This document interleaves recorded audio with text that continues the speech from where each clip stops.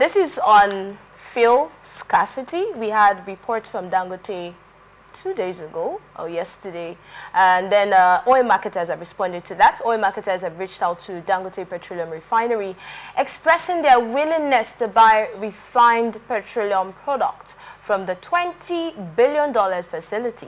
This comes after Dangote's comment about the reluctance of marketers to source products from the refinery, which is located in Lekki, Lagos. Despite the refinery's operational capabilities, marketers represented by the Petroleum Retail Outlet Owners Association of Nigeria, Petron, and the Independent Petroleum Marketers Association of Nigeria, IPMAN, claim that they face challenges in assessing fuel. How? Petron President Billy Gillis Harry stated that while they are eager to purchase petrol, they need to establish clear business arrangements with the refinery. He emphasized that they require a meeting to discuss how transactions would be conducted, as they cannot simply arrive at the refinery just to collect products like that without prior arrangement.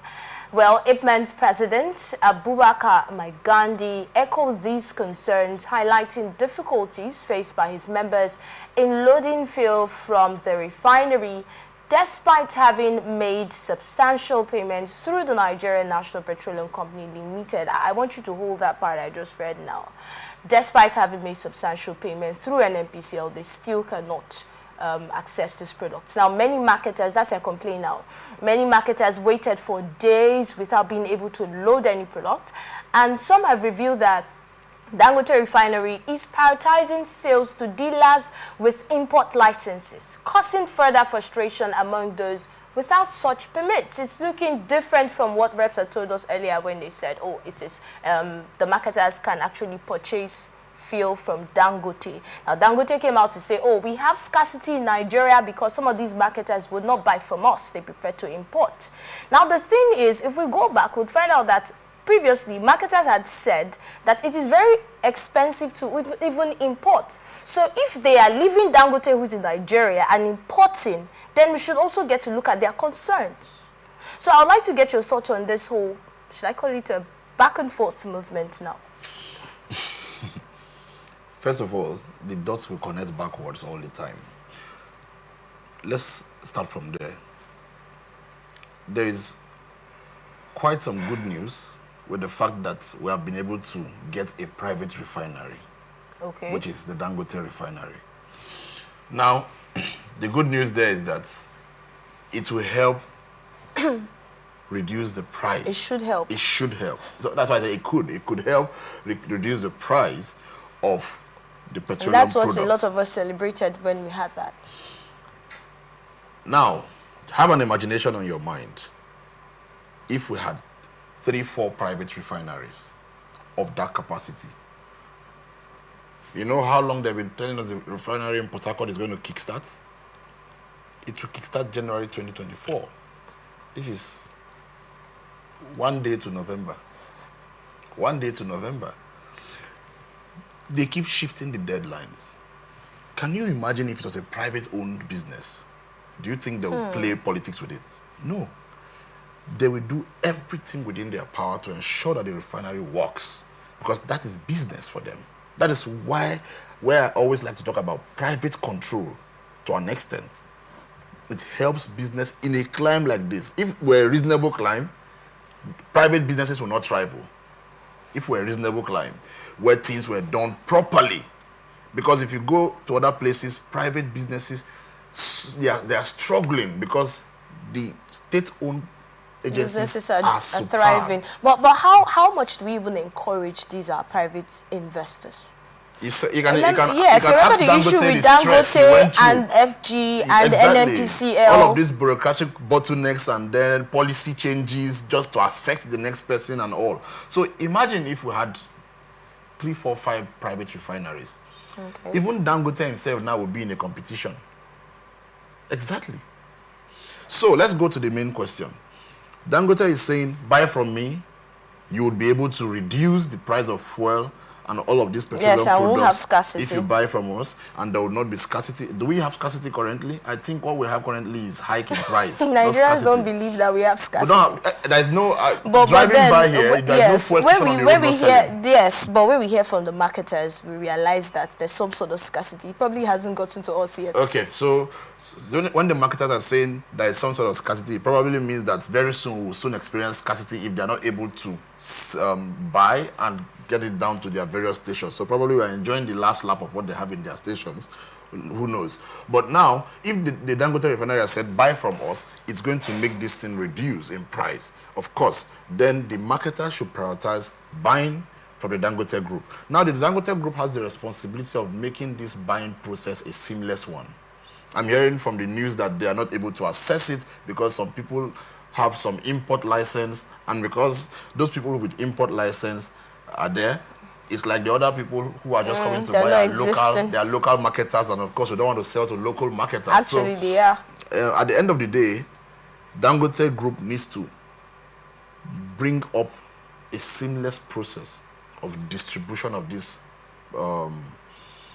petroleum products to the independent You see some marketers. Interest in this? Nigeria is never without interest. You asked me some questions that you really know my answer. Nigeria is never without interest. Never without interest. So you think there's some personal interest in what is going on with Dangote and the marketers? Somewhere. Not selling to certain people and selling to the others according to their claims. Let me tell you why I believe there's always a private interest. There was a time, one of the cement producers, I think it was Boa Cement, went to meet the presidency and said he was going to crash down the price of cement. They agreed on the price of cement to be crashed. They agreed on the price.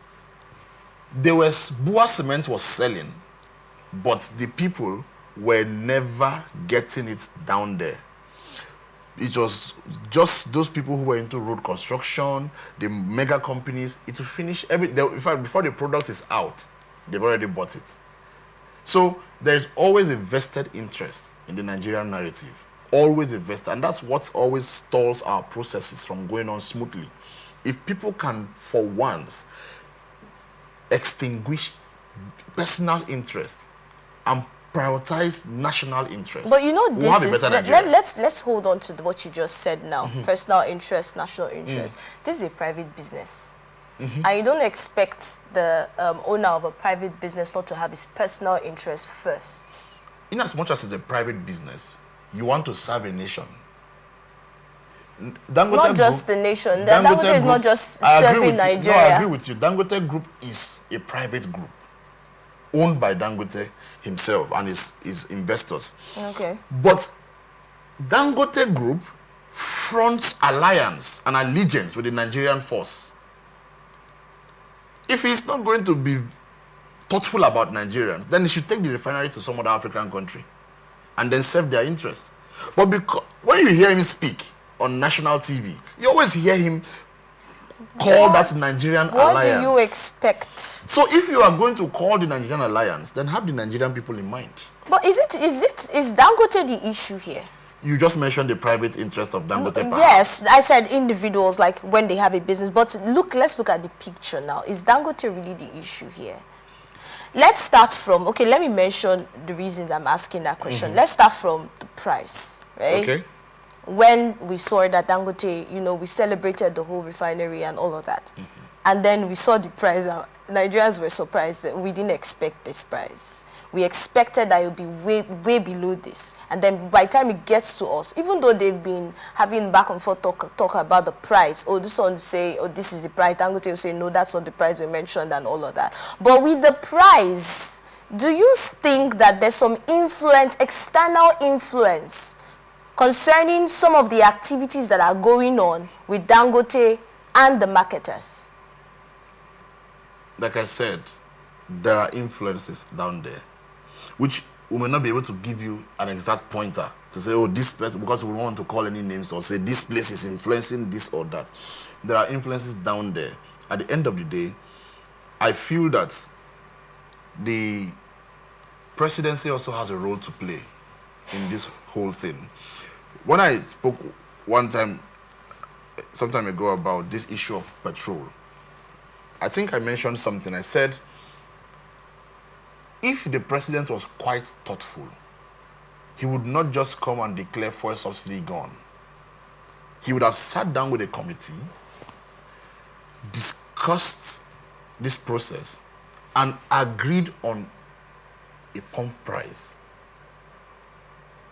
Now, mind you, most times when the pump price is agreed on, it only affects probably the NNPC fuel stations and the government-owned fuel stations. So when you're having such a meeting, you don't just have the government interests represented. You also have the independent marketers. Because of course, I won't buy something for 10,000 and sell it for 8,000. I'll buy for 10,000. I'll have to add some profit to it. So the independent marketers will come into that kind of meeting, and then we agree on a pump price that goes down for everybody. Whether Dangote Refinery or not, there should be an instituted pump price. How do you think we can crash the price of fuel right now? Let's talk about moving forward. Proper decision making. First, more private refineries. Proper decision making. I'm surprised you're not talking about making the government refineries functional. We've been crying about government refineries getting functional, and I just gave you an example. The Buhari regime. So you're giving up the Buhari regime on the functionality of our refineries? Buhari regime was for 8 years. They promised the functionality of the Port Harcourt refinery. I want to use the one that is close to us here. It didn't work for 8 years.